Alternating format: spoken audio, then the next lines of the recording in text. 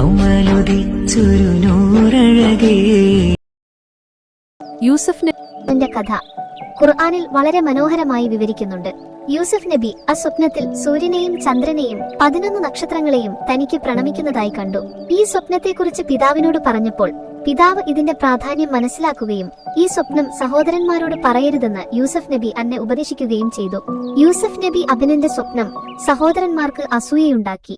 അവരൊരു ദിവസം യൂസഫ് നബി അബിനെ കിണറ്റിലെറിയുകയും ചെന്നായ ആക്രമിച്ചു എന്ന് പിതാവിനെ പറഞ്ഞു വിശ്വസിപ്പിക്കുകയും ചെയ്തു. പിന്നീട് ഒരു കൂട്ടം കച്ചവടക്കാർ യൂസഫ് നബി അബിനെ ഈജിപ്തിലേക്ക് കൊണ്ടുപോയി. അവിടെ യൂസഫ് നബി അബിന് ഒരു അടിമയായി വളർന്നു. യൂസഫ് നബി അബിനന്റെ ബുദ്ധിശക്തിയും കഠിനാധ്വാനവും കൊണ്ട് ഈജിപ്തിലെ ഭരണാധികാരിയുടെ വിശ്വസ്തനായി മാറി.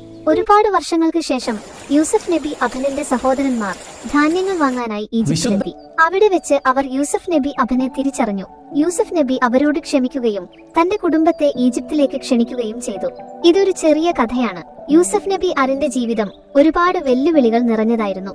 ഇഷ്ടപ്പെട്ടെങ്കിൽ ചാനൽ സബ്സ്ക്രൈബ് ചെയ്യാനും ലൈക്ക് ചെയ്യാനും ഷെയർ ചെയ്യാനും കമന്റ് ചെയ്യാനും മറക്കരുത്.